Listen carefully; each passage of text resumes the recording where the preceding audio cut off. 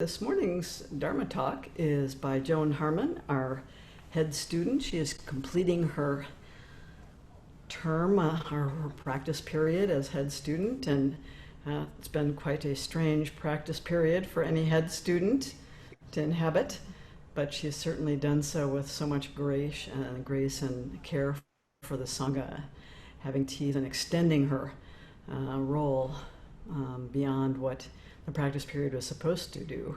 So I'm really delighted that we'll celebrate her today in our ceremony. So it's up to you, Joan. Okay. I find myself before you today offering my last Dharma talk as head student, if not for all time. For each of my talks, the looming question has been, this talk will be about what? I decided to follow the Dharma as I know it in answering this question. As I approached being head student, I was filled with trepidation. How could I skillfully fulfill all the demands of the role? At first, I couldn't even use the term head student, much less capitalize it. I finally came to ease by thinking of myself not as the head student, but the big learner. I talked to former head students, seeking wisdom from them. I came to understand that I had this idea that for me to be head student, I needed to turn myself into someone else. Someone who was absolutely familiar with all Buddhist teachings. Someone who could answer every question with just the right Buddhist story. Someone who could do koans. But what I came to recognize is that the Buddha simply asks us to embrace this being fully. That I could do. Once I embraced this being, the subjects for my 3 Dharma talks and the contents for the introductory to Zen class came easy. I expressed what this being knew about the Dharma. So, with this talk, I want to use what I consider 2 of this being's central attributes. Take care of that. Just a moment.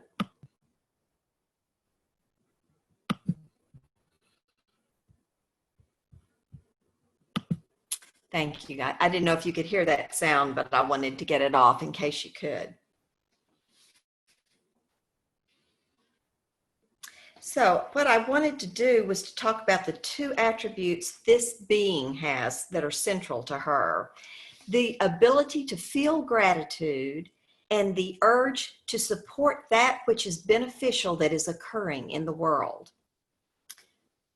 I would like to start by expressing my gratitude for what Peg and Appamada have provided to the world through the teachings of the Buddha during this practice period, and also through this most unusually difficult period of facing the rising effects of the pandemic as it plays itself out. Practicing the Brahma-viharas is such a loving, caring work. In the March Intensive, we actually trained in radiating benevolence, compassion, sympathetic joy, and equanimity. We would study one, then go out into our daily lives training in radiating that Brahma-vihara. I smile when I picture us leaving the intensive in the morning and going out into the world and meeting it with love and good intentions. I can imagine the ripples. I have no doubt of the benefit Appamada is sending into the world. Then came the shutdown. In one day, Appamada went from business as usual to a totally online presence. We didn't skip a beat. Of course, it didn't just happen.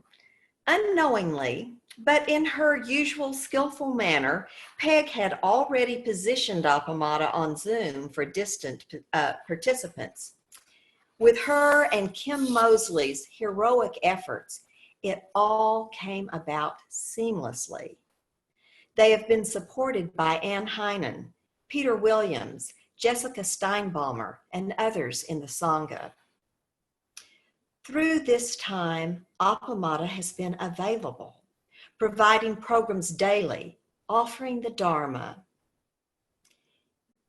And what a time it has been. We have been cut off from life as we knew it.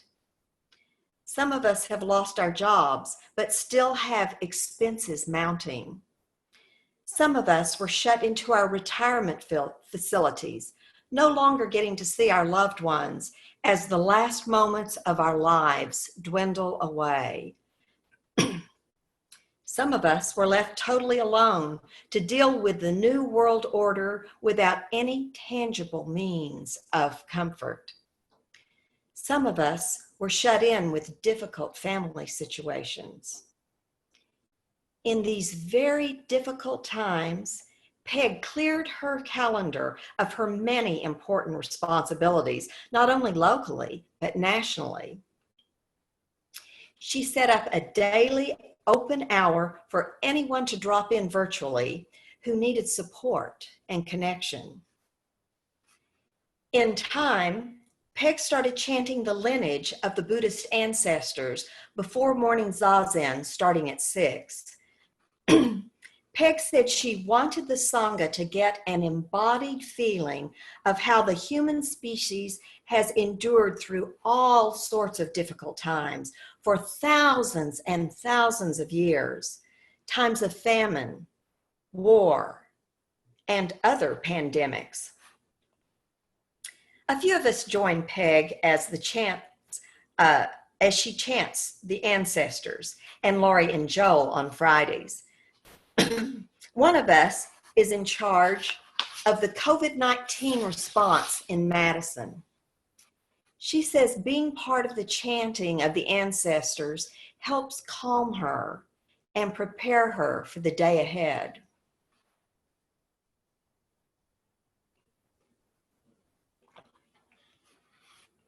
Now, here we are in this intensive, learning how the Brahma Viharas, as an expression of our Buddha nature, fortify us as we practice the Four Noble Truths. As we wake up to our adding suffering to painful experiences in life, we can have compassion and benevolence for ourselves and others to fortify us as we erect a container for our emotions instead of spewing them out into the world. Once we have ceased the craving and compulsion, we feel joy. And as we go about choosing the way to live out our liberation, we use equanimity to wisely choose our course. We have a wonderful guide to living a life of value, a life that contributes to the liberation, health, and well-being of all. This is what Appamada has given us during this practice period intertwined with the pandemic. It has offered guidance for good, wise, healthy living and how to deal with the painfulness that invariably rises in sentient beings living on this planet. Appamada has offered support and presence during these difficult times of isolation. It has offered the opportunity to have intimate, meaningful connection as we are isolated in our homes. It has offered community. It has offered a positive presence and a positive guide we are able to permeate into our troubled world. I am so grateful to have Appamada in my life and as a force in my community and the world.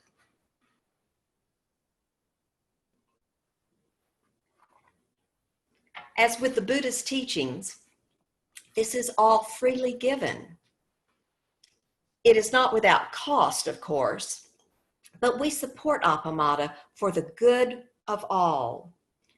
Appamada's good health is so important to our own good health and the health of the world. We support Appamada so its benefits are available to everyone, regardless of their means.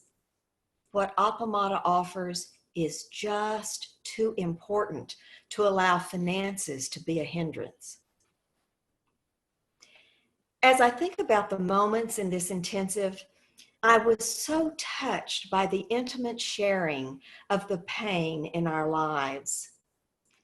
We sat in loving community to address the puzzle of our causes and conditions so that we can be a better partner of liberation to ourselves and others.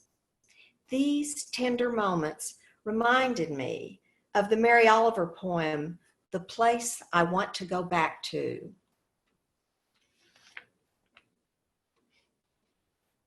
The place I want to go back to is where, in the pine woods, in the moments between the darkness and the first light, 2 deer came walking down the hill.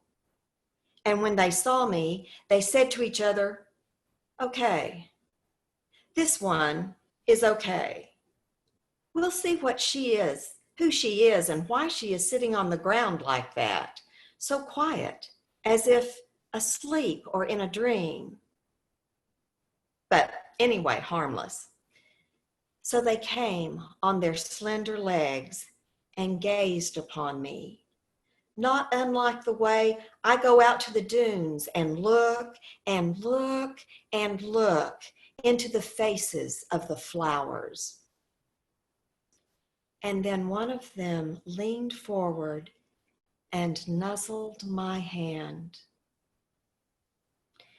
And what in my life can bring me that would exceed this brief moment? For 20 years, I have gone every day to the same woods, not waiting exactly, just lingering. Such gifts bestowed can't be repeated. If you want to talk about it, come to visit. I live in the house near the corner, which I have named Gratitude.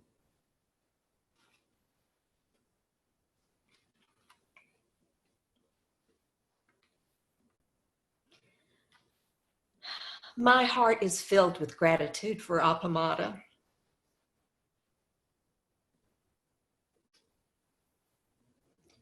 It is the vessel in which moments like the one Oliver described occur as the backdrop for liberating ourselves and our world. It provides the teaching and practice for waking up and learning and training in skills so we can work for the liberation, health, and well-being for all.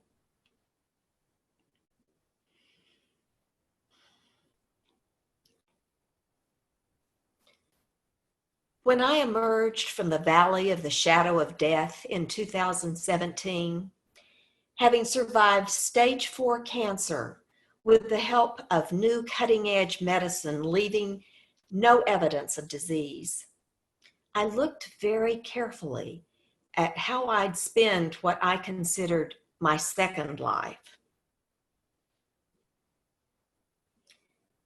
I looked at the things I would allow myself to spend my life on and the things that I would no longer waste my life doing. Appamada and my Zen practice were a big part of my life before I got sick. When I unsentimentally looked at whether or not I would continue Zen practice, it just appeared to me the only way to live.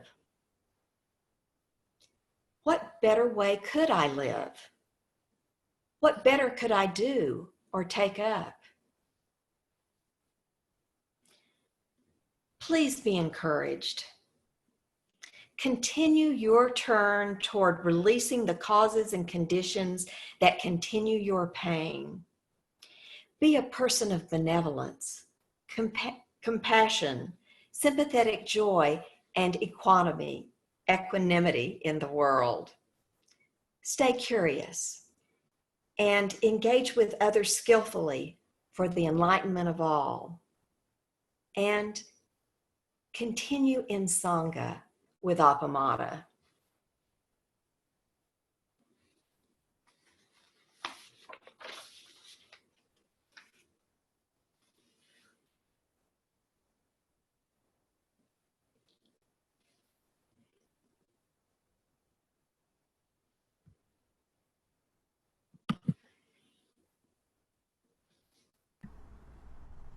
So we have a little bit of time for questions if people want to ask questions. And then we'll take a little short break and we'll start sitting again at 10:30. People will need to be unmuted. If they want to ask questions, yeah.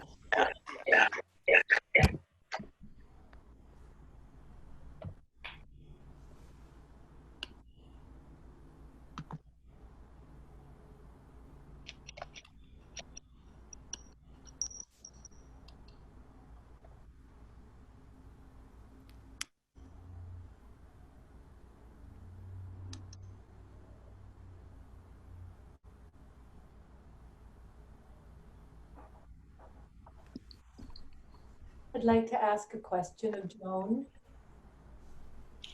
Suzanne was my roommate at Lotus Lake one year at the intensive.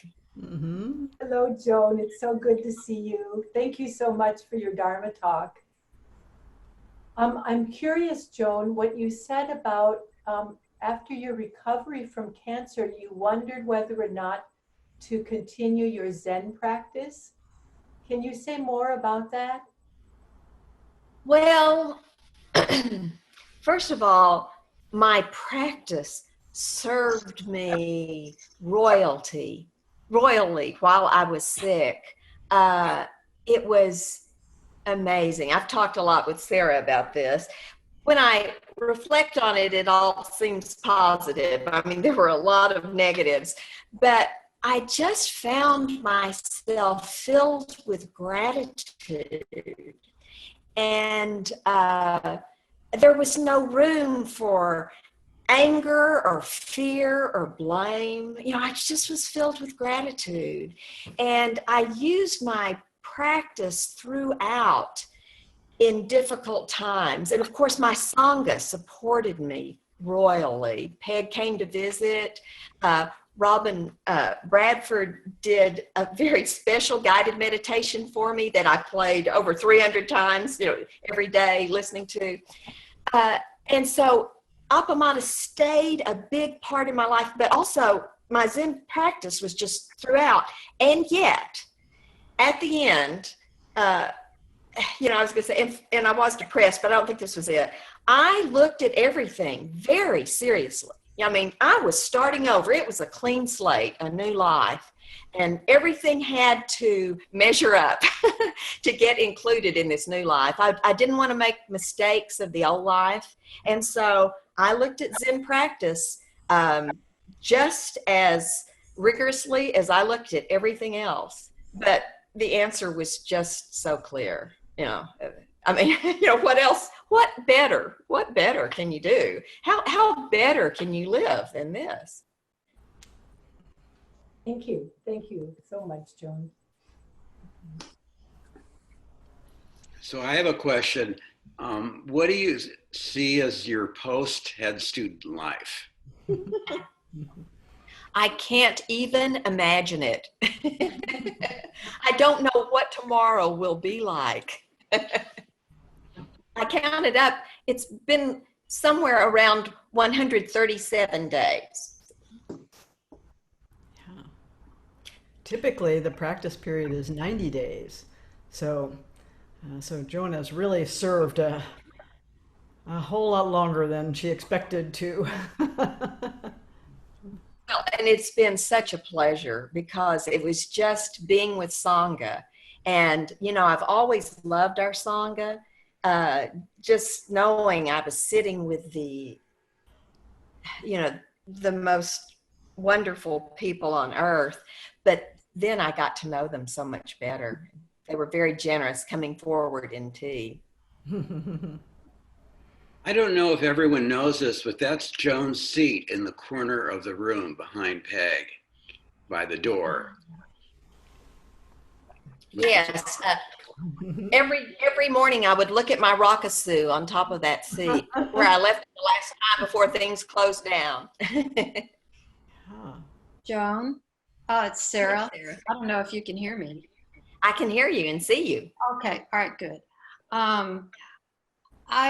I loved your talk. It was beautiful. Thank you so much. And I wanted to know if you have a response to this, without thinking about it, what is the main thing that the Sangha taught you as head student? Wow.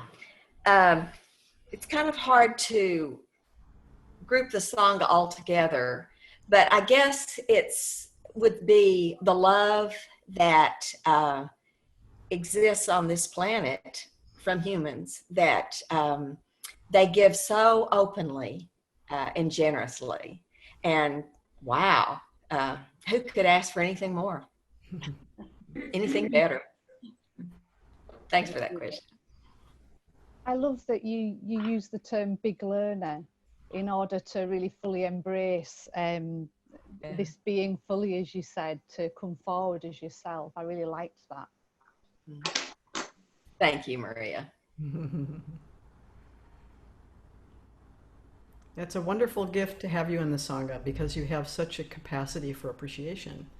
And so everyone feels appreciated and welcomed by you. Oh, how wonderful. That's just what I'd want. And Joan, I just wanted to thank you for a beautiful Dharma talk. And also one thing I really appreciate about you is the joy you radiate, is benevolence. That it's just wonderful to have the privilege of being around. And that's definitely something that you offer to not only the Sangha, but the whole world. So anyway, just thank you very much. Okay, we'll have opportunities for more congratulatory remarks after the ceremony. That's a time when You may hear these.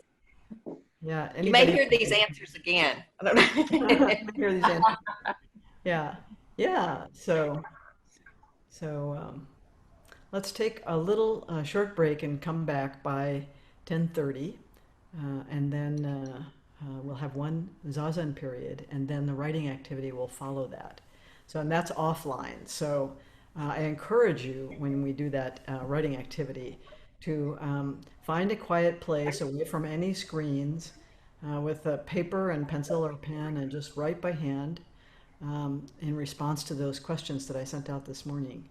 So we'll sit for half an hour, 10:30 to 11, and then that'll be, the writing time will be from 11 to 11:30.